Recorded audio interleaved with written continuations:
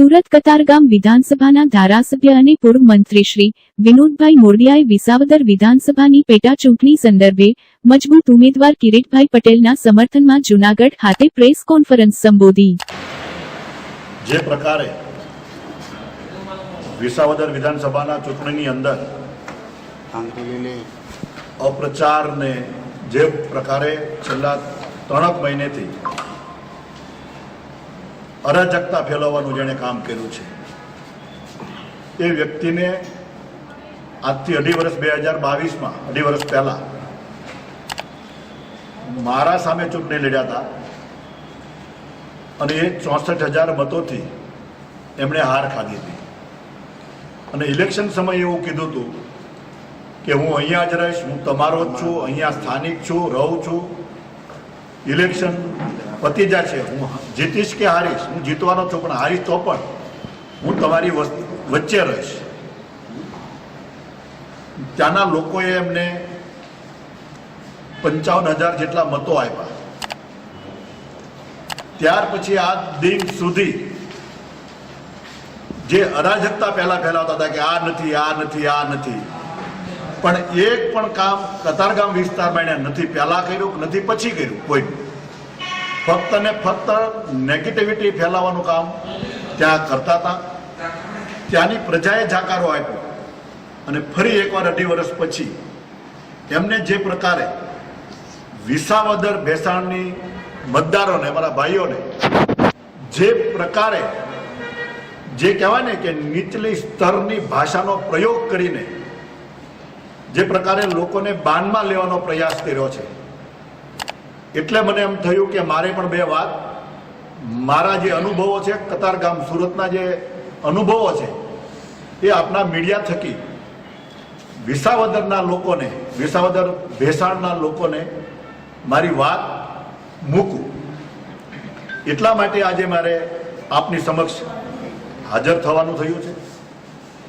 હું એવું માનું છું અને મને દ્રઢ વિશ્વાસ છે અને વિસાવદરના લોકોને પણ મારી વિનંતી છે, હું એમને કહેવા માંગુ છું કે જ્યારે આ ભાઈ અત્યારે બધું જ કહે છે અને અત્યારે તમે જે કહે છો એ બધું જ કહે છો, તમે કહે છો કે આ કરતો આ બધું જ કરશે, પરંતુ જે અત્યાર સુધીનો ઇતિહાસે ક્યાંય પણ એને વફાદારી કરી નથી। એણે નોકરી લીધી તો બીજાની નોકરીઓ ગઈ અને એની જગ્યા પુરાણી, એ નોકરી છોડીને પછી બીજી નોકરી લીધી, એમાં એક જગ્યા પૂરી અને બીજા નીકળી ગયા, પાછું એમાં કંઈ સંતોષ ન થયો, પાછું એમાંથી નીકળી અને પાછા સામાજિકમાં એણે આખો ઝંડો પકડ્યો તો લોકોને જે પ્રકારે એ વખતે એણે છેલ્લા 2-3 વર્ષ એની ઇલેક્શન લડ્યા એની પહેલા જે સનાતન ધર્મ ઉપર જેણે પ્રહારો કર્યા હતા, પ્રહારો નહીં, જેને નીચ કક્ષાની જે ભાષાનો પ્રયોગ કર્યો હતો, અમારી મા બહેનોને જે કથા સત્યનારાયણની સાંભળે અથવા તો ભાગવત કથા સાંભળવા જાય, અને સ્વાભાવિક છે કે ભારતની અને ગુજરાતની સંસ્કૃતિ અને ખાસ કરીને ગુજરાતને, એમાંય ખાસ કરીને સૌરાષ્ટ્ર, અમારી સંસ્કૃતિ એ રહી છે સંત અને સુરવીરની આ સંસ્કૃતિ, આ ધરતી, એની ઉપર એમને ભુવાઓ ઉપર બોલ્યા, માતાજી ઉપર બોલ્યા, ભગવાન રામ ઉપર બોલ્યા કે એને જરૂર નથી, એના જે વડા છે એ રામ મંદિરની શું જરૂર છે અને સ્ટેચ્યુની શું જરૂર, સરદાર વલ્લભભાઈના સ્ટેચ્યુની શું જરૂર છે, આ પ્રકારની વિચારધારાવાળી પાર્ટીનો એક કેપ્ટન એને બીજે કોઈ જગ્યાએ સંગ્રહ નહીં, ત્યારે એ વિસાવદરની અંદર સ્કાયલેબ થઈને આવે છે। જે પ્રકારે એ બોલે છે એ પ્રકારનું એનામાં કંઈ જ હોતું નથી। રાજકીય જીવનમાં મારા આટલા વર્ષ 30-32 વર્ષના ઇતિહાસમાં આના કરતા વધારે જૂઠાણું બોલનારો કોઈ વ્યક્તિ મેં નથી જોયો। અને જે પ્રકારે તાળીઓ પાડતા મારે મા બહેનોને એ મને શબ્દ યાદ છે, મને બોલતા શરમ લાગે છે કે તમે હિજડા જેવા તાળીઓ શું પાડો છો। અમારી મા, અમારા બાપ એ ભાગવત કથામાં આપણી સંસ્કૃતિ રહી છે।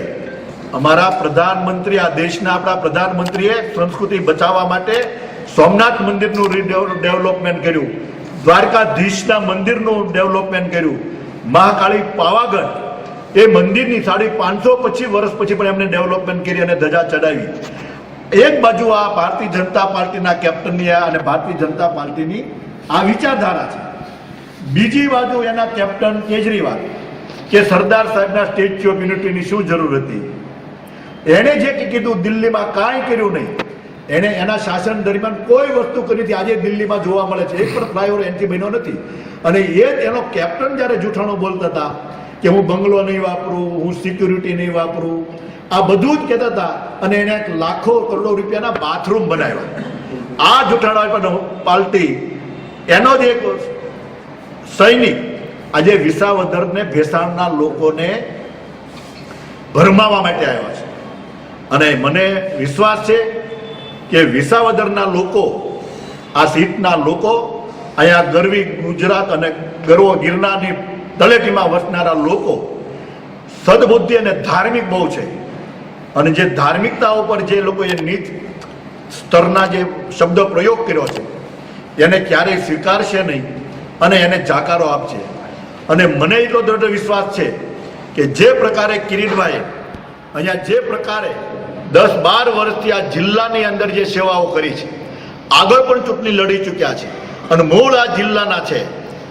હું એવું કહેવા માંગુ છું કે એણે અત્યાર સુધીમાં સેવાકીય કોઈ કાર્ય અહીંયા કર્યું હોય તો મને બતાવે. ત્યારે કિરીટભાઈ એક બાજુ અહીંયા સતત ને સતત આ વિસ્તારની અંદર એમનો પ્રવાસ, અને હું 2022ની અંદર અહીંયા આવ્યો હતો ત્યારે પણ એ મારી સાથે હતા. ત્યારે પણ આ વિસ્તારના લોકોમાં, હું આ ગામડામાં ફરું છું ત્યારે ગામડામાં લોકો એમ કહે છે કે આ યોજનામાં કિરીટભાઈ અમને લઈ જતા ગાંધીનગર. આવા સ્પષ્ટ અને મજબૂત ઉમેદવાર જ્યારે અમારી ટીમમાં, હું પણ ધારાસભ્ય છું, ત્યારે અમારા ભૂપેન્દ્રભાઈ જેવા લીડર, સાત્વિક અને પવિત્ર માણસ, આજે વિપક્ષના અન્ય લોકો પણ ભૂપેન્દ્રભાઈ માટે જો કોઈ બોલવું હોય તો બીજું બોલી નહીં શકે એવા પવિત્ર અને ગુજરાતના મુખ્યમંત્રી વિરુદ્ધમાં પણ આ વ્યક્તિ બોલવામાં કાંઈ બાકી, અને કંઈક ને કંઈક એની જે આવારાગીરી કહેવાય ને, કે લવારા કોઈના આમ અહીંની ભાષામાં એના ચાંદોડિયા ચાવતા એવું કહેવાય કે કોઈની એક્ટિંગ કરી, નકલ કરીને, એ બધી આવું જાહેર જીવનના લોકોને શોભે નહીં. હું જાહેર જીવનમાં છું તો મારે મારી વાત કરવી જોઈએ, અથવા તો સામેની કોઈ નેગેટિવ વાત હોય એની શબ્દોના મર્યાદાઓ હોય. પણ કોઈ પણ રાજકીય પાર્ટી છે આ પ્રકારની મર્યાદાઓ તોડી અને હલકત નીચા સ્તરના શબ્દોનો પ્રયોગ જે કરે છે એને વિસાવદરની જનતા ક્યારેય સહન નથી કરતી અને આને સહન કરશે પણ નહીં. અને મારી વિનંતી પણ છે વિસાવદર ભેસાણના લોકોને કે આ તમે કિરીટભાઈને એકવાર ચૂંટાડી દો, એ અમારી ટીમમાં સામેલ કરી દો. અને પછી જો એમને જે કીધું છે ને કે મને આટલા દિવસ, 800 દિવસ આપો, એ દિવસમાં આ વિસ્તારનો જે બાકી રહેલો વિકાસ નથી થયો, નહીં ઘણો બાકી છે, હું સ્વીકારું, એ બાકી રહેલો વિકાસ પણ એ કિરીટભાઈ જ પૂરો કરવાના છે. ત્યારે આ વિસાવદરની જનતાને હું વિનંતી સાથે કહેવા માંગુ છું કે અમારી સુરતના લોકોને ભરમાવવા માટે, ત્યાં લોકલ રહે છે, મારા વિસ્તારમાં રહે છે, દેખાણા નથી આજ 2.5 વર્ષ થયા, તો તમારું અહીં શું કરશે, અહીંયા શું એ ઉકાળશે? અને એને અરાજકતા ફેલાવવા સિવાય કોઈ વસ્તુ આવડતી નથી. પોઝિટિવ કામ એક પણ કર્યું નથી. અહીંયા તમે આ 3 વર્ષથી અહીં દોડે છે. એને કોઈને કોઈ અધિકારીઓને કાંઈક ને કાંઈક સંચેડ્યા છે, કાં તો કોઈને કોઈ નેગેટિવ ન બોલવાના શબ્દ પ્રયોગ કર્યો છે. અમારા ઉમેદવાર હોય, ભારતીય જનતા પાર્ટીના કોઈ આગેવાન હોય, એના માટે અપશબ્દો બોલવા સિવાય એને કોઈ કામ કર્યું નથી. મારી સહૃદય વિનંતી છે વિસાવદર અને ભેસાણના લોકોને કે આ વ્યક્તિ, ભરમાવા આવેલી વ્યક્તિને એને તમે જાકારો આપશો. પરંતુ પછી કિરીટભાઈ તો અહીંયા જ છે, કિરીટભાઈ તો અહીંયા જ રહેવાના છે અને અહીંના સ્થાનિક આ વિસ્તારને અત્યાર સુધી એને સેવા કરી છે, એટલા માટે હું આપને વિનંતી કરું છું.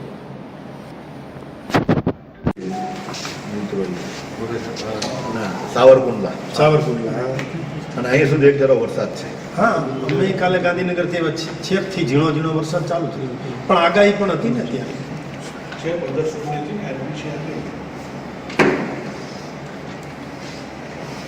વરસાદ આવે તો સારું. મોજમાં આ બધું કહે છે.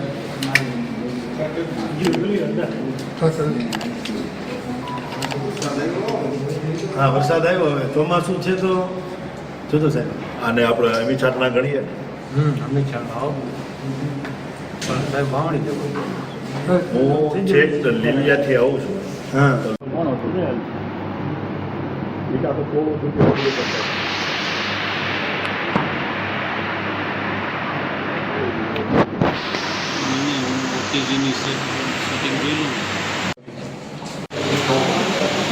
તમે કહેજો ભાઈ હો.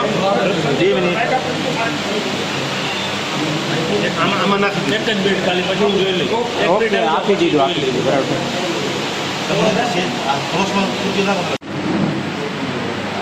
હાલો આવી જાઓ. ખાતે કતારગામ સુરતના ધારાસભ્ય શ્રી વિનુભાઈ મોરડિયા તે આપની પ્રેસ વાર્તાને સંબોધન કરશે. વિનુભાઈ મોરડિયા. અશોકભાઈ આવી ગયા. બધાય ભાઈ જમીન જજો.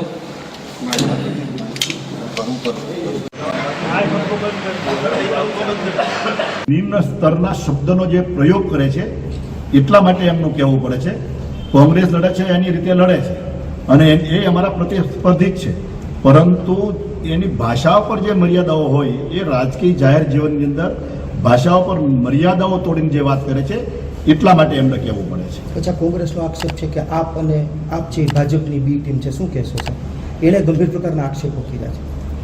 કોંગ્રેસ છે એ આક્ષેપ કરી શકે છે, પરંતુ ભારતીય જનતા પાર્ટી હંમેશા જે કાંઈ લડી છે સ્વતંત્ર અને ખુલ્લા મને લડી છે. બી ટીમ કોઈ દિવસ ભારતીય જનતા પાર્ટીની હોતી જ નથી. એ ટીમ જ એટલી મજબૂત છે એટલે ભારતીય જનતા પાર્ટીને બી ટીમની જરૂર નથી. અચ્છા, બીજેપી વારંવાર 800 દિવસની વાત કરે છે. તમને એવું લાગે છે કે કામ વિકાસના કામ કરવામાં કચાશ રહી ગઈ છે? સરકાર તો તમારી રાજ્ય સરકારમાં ઘણા વર્ષોથી છે. કામ પૂર્ણ નથી થયા. મેં મારી પ્રેસમાં મેં વાત કરી કે કામ અધૂરા છે. એ કામ અધૂરા જે કામ છે, કામ નથી કર્યા. કામ અત્યાર સુધીના જે ખેડૂતો માટે કર્યા છે, જે પ્રકારે સૌની યોજના લાવ્યા છે, જે પ્રકારે વીજળી 24 કલાક આપી છે, દિવસની વીજળી પણ વિસાવદરને ગુજરાતમાં પહેલી વિસાવદર વિસ્તારને દિવસે વીજળી આપવાનો નિર્ણય કર્યો અને વીજળી આપી. અને જે ક્વોલિટીવાળી વીજળી ખેડૂતોને આપી એ ભારતીય જનતા પાર્ટીની સરકારે આપી છે. આજે 400-500 રૂપિયા યુરિયાના ભાવ હતા ત્યારે જે 200 રૂપિયામાં આપતા હતા, આજે 3300 થયા છે, છતાં પણ એના એ ભાવમાં આપીએ છીએ. 25 વર્ષથી વીજળી આ ખેડૂતોને ઇનાઇટ પ્રાઇસમાં 50 પૈસા યુનિટ અથવા તો 5000નું વાર્ષિક બિલ તરીકે, એમાં કોઈ વધારો નથી કર્યો. એ ભારતીય જનતા પાર્ટીની સરકારે કર્યું છે. અનેક કામો કર્યા છે, છતાં હજી જે બાકી છે એ અમારા કિરીટભાઈ કહે છે કે હું 800 દિવસમાં પૂર્ણ કરીશ. ખાસ કરીને જોવા જઈએ પ્રશ્નો છે, સિંચાઈનો છે, પાણીનો છે, વીજળીનો છે, આ બધા પ્રશ્નોને કઈ રીતે સાહેબ તમે જો? મેઇન તો અત્યારે ઇકોઝોન માટે થઈ, કેમ કે જે 194 ગામ આવ્યા એમાં મેજોરિટી વિસાવદર તાલુકાના ગામ છે અને એ ખેડૂતોને રોષ છે ઇકોઝોનને લઈને. વિસાવદર અને ભેસાણના ખાલી થોડા ગામ આવ્યા છે. આખી સીટ આની પર આની અસરગ્રસ્ત નથી. અને જે ગામ આવ્યા છે એમાં તે લગભગ 10 ગામ તો આમાંથી વિસાવદરના વેલામાંથી કાઢવામાં આવ્યા છે. તો સાહેબ એ હક તો માત્ર સુપ્રીમને છે. નહીં, એના માટે હજી જે કંઈ કરશે એ સરકાર કરશે. અત્યારે જે સેન્ટ્રલ ગવર્મેન્ટમાંથી જે આવ્યો છે નિયમ અને જે છે એની અંદર જે કંઈ ઘટતું કરવાનું થાય છે એ ભારતીય જનતા પાર્ટીની સરકાર ભૂપેન્દ્રભાઈ પટેલ કરશે. અને એનું નેતૃત્વ, એની રજૂઆત ભારતીય જનતા પાર્ટીના લોકલ આગેવાનો જે છે, કિરીટભાઈથી લઈને બધા, એ લોકોએ રજૂઆત કરી છે. વીજળીનો પ્રશ્ન આ વિસ્તારમાં જે તમે વાત કરો એ નથી. પાણી જો આપ્યું હોય, લીલું ઘાસ જો સૌરાષ્ટ્રને હરિયાળું બનાવ્યું હોય તો એ ભારતીય જનતા પાર્ટીની સરકારમાં કર્યું છે. એટલે અમે અહીં આવી શકીએ છીએ. કારણ કે નહીં તો ઉનાળાની જેઠ મહિનાની અંદર ગૌશાળાની અંદર ચારો મળતો નહોતો, એ આજે મળે છે.